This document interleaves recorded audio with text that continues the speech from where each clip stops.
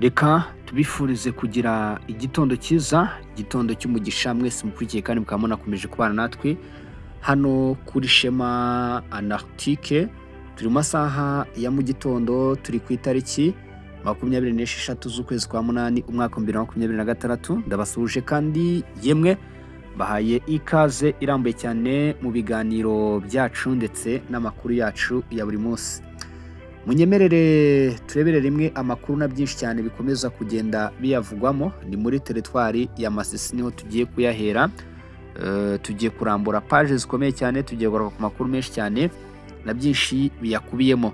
Amakuru yacu rero agiye kwibanda cyane ku kijyanye n'intwaro ziremereye zirimo zirakoreshwa muri teritwari ya Masisi hagati y'ingabo za guverinoma ya Congo FARDC ndetse mu by'ukuri zikaba zirimo gukoresha ibikoresho bikomeye cyane ku kibuga cy'imirwano. Rero urugamba rukaba rukomeje kuba urugamba rukomeye kandi rukomeje kuzamura umuvuduko mu gitondo, ku manywa ndetse na nimugoroba. Ku munsi w'ejo nibwo amakuru yiriwe acicikana ku mbuga zigiye zitandukanye yerekana ko intambara rero irimo irarushaho gukaza umurego hano muri teritwari ya Masisi.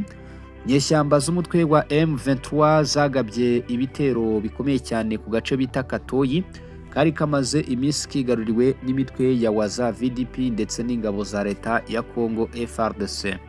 Ubu tuvugana rero imirwano irakomeye kandi irakomeje, ariko muri iki gitondo cya tariki 26 Kanama 2026 amakuru ava muri ako gace ka Katoyi muri teritwari ya Masisi aravuga ko imirwano ikomeye yongeye kubura hagati y'ingabo za Repubulika Demokarasi ya Congo ndetse n'iyi mitwe y'inyeshyamba za 23.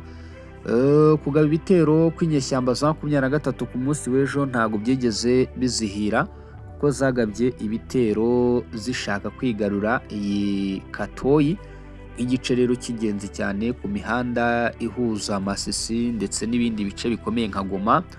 Bakora icyo nakita rero atake, ariko FARDC ikomeza gushyira igitutu kuri abarwanyi. Amakuru y'ibanze avuga ko imirwano rero yatangiye hakiri kare ku munsi w'ejo, mu gihe impande zihanganye zakomeje guhatanira kugenzura uduce dufite akamaro mu rwego rwa gisirikare no mu nzira zihuza ibice bitandukanye bya Masisi. FARDC rero yaje kwikomanga mu gatuza ubwo yasubizaga inyuma ibitero by'izi nyeshyamba. Raporo zituruka muri ako gace zivuga ko FARDC iri gukomeza ibikorwa bya gisirikare igamije kugarura no gukomeza kugenzura ibice biri ku mirongo y'imirwano. Ibi bikomeje kandi gutuma imiterere y'urugamba ihinduka, cyane cyane mu bice byo muri Masisi aho impande zombi zimaze igihe zihanganiye kuri ubutaka. Ingabo za guverinoma ya Congo zifatanyije n'imitwe ya Wazalendo babashije kuburizamo ibitero bya M23. Abaturage baherereye muri ibyo bice barashimangira ko ibitero by'izi nyeshyamba bitigeze bigera ku cyo byifuzaga, kubera ko izi nyeshyamba za M23 Katoyi iri mu gace gakomeje kuyirya cyane nk'uko bigaragarira amaso ya buri wese. Jean Mutayomba mu minsi yatambutse afatanyije n'imitwe ayoboye ya Waza VDP ndetse n'igisirikare cya leta ya Congo FARDC babashije guhashya inyeshyamba za M23 bazambura Gatoyi. Ku munsi w'ejo tariki 25 nibwo ibitero byatangiye, ariko nanone muri iki gitondo cya tariki 26 ingabo za Congo rero zagaragaje ko zasubije inyuma abarwanyi b'izi nyeshyamba mu buryo bwose bushoboka, bakanashimangira ko bakomeje ibikorwa bya gisirikare kandi bakomeje gushaka uburyo ki bakomeza kwirukana umwanzi mu bice bagiye bigarurira. FARDC ivuga ko itakirimo kwirwanaho, ahubwo ikomeje ibikorwa byo kwagura imyanya ndetse no kwaka izi nyeshyamba bimwe mu bice zigaruriye. Amakuru avuga ko FARDC rero iri kugira icyo igeraho ku rugamba, ndetse kandi arashimangirwa n'iki gisirikare. Aya makuru akongera no gushimangirwa mu by'ukuri n'abaturage baherereye hariya, amasoko atandukanye n'ibinyamakuru. Niyo mpamvu rero amakuru rwose ajyanye n'imirongo mishya y'urugamba arimo arerekana ko ingabo za guverinoma zikomeje kuburizamo bimwe mu bitero by'inyeshyamba z'umwanzi ariwe M23 ndetse n'abafatanyabikorwa b'uyu mutwe wa M23 hano kuri front line. Ushobora kwibaza uti ese iyo Katoyi bite ifite akamaro kangana iki ku rwego rw'imirwano irimo irabera mu duce dutandukanye muri teritwari ya Masisi. Katoyi n'uduce dukikije aka gace ni uduce dufite agaciro ku miterere y'intambara kubera ko biri mu duce Masisi ifite, ndetse kandi kakaba mu duce duhuza imihanda n'inzira zihuza ibice bitandukanye by'intara ya Kivu y'Amajyaruguru. Iyo imirwano ikomeye cyane irebereye muri aka gace bishobora kugira ingaruka zikomeye cyane ku baturage, ku bwikorezi ndetse no ku ngendo z'abaturage hagati y'ibice bitandukanye. Kugeza ubu amakuru arambuye ndetse aragaragaza ko iyi Katoyi ari kimwe mu bice bikomeye cyane kandi bikomeza kwerekana ko ku kibuga cy'imirwano bifite agaciro gakomeye cyane. Bivugwa ko rero haguye abarwanyi benshi, hakomeretse abarwanyi benshi.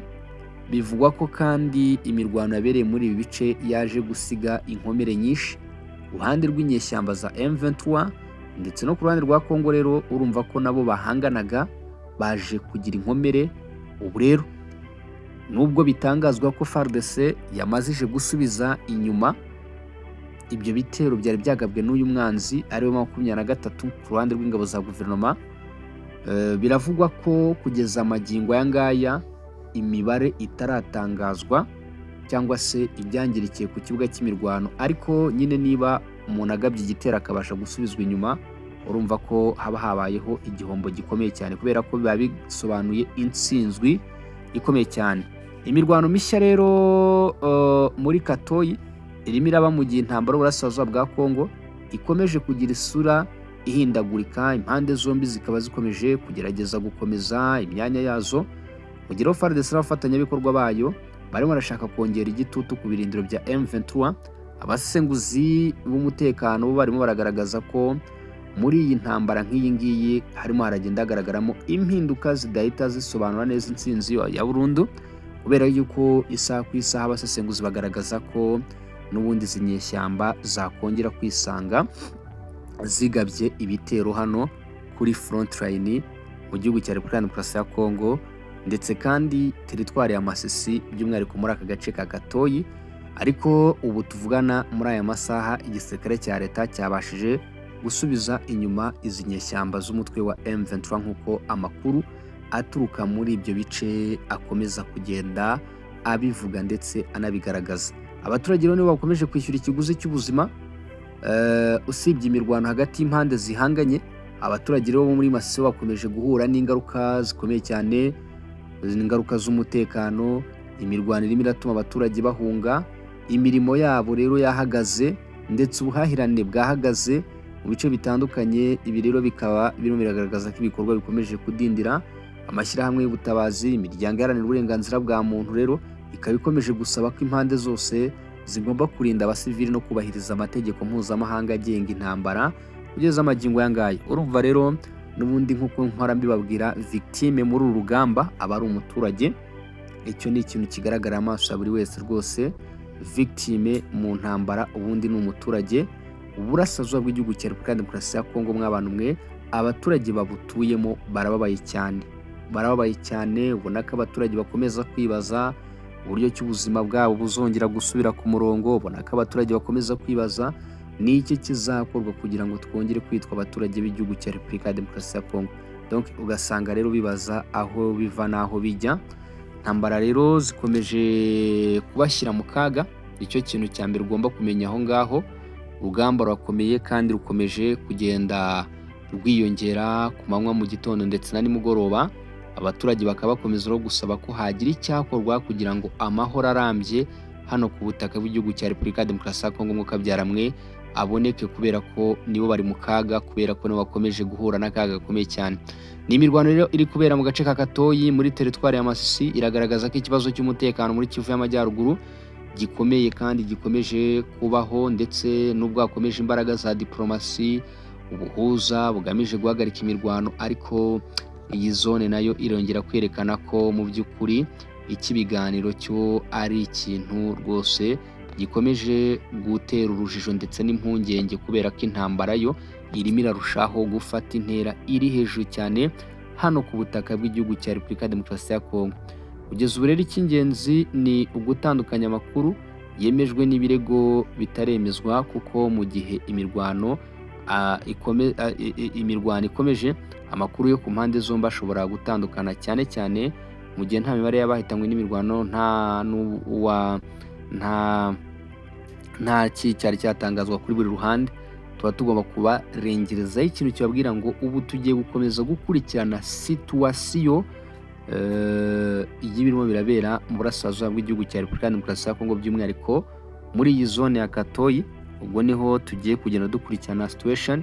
Ubwo icyo nababwira nka breaking news cyangwa se amakuru agezweho muri iki gitondo nuko ingabo za guverinoma ya Kongo zabashije kuba zahagarika mu by'ukuri ibitero by'inyeshyamba za M23 muri iyi acts.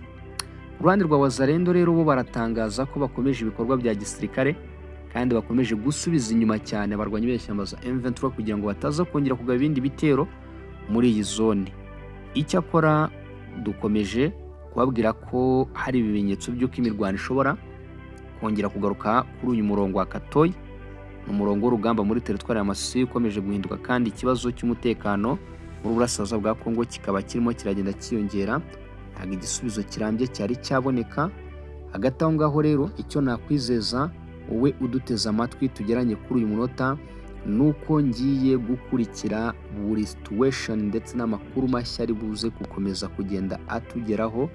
Turaza gukomeza kugenda tuyabagezaho tubabwira buri kimwe kandi tubabwira uko ibintu byifashe. Ntukajye ujya kure y'ibiganiro byacu, ntukajye ujya kure y'amakuru yacu, ntukajye ujya kure ya buri kimwe, kubera ko twabyemeye ko tugomba kujya tubirambura byose tukabikugezaho kandi tukakubwira uko situwasiyo n'amakuru mashya byifashe. Ibi ni ibintu rero twabemereye ko tugomba kujya tubagezaho, ni amakuru mashya rero kuri Shema Anarctique. Twagarutse niyo mpamvu nsaba buri muntu wese gukanda kuri like mugasubscribinga.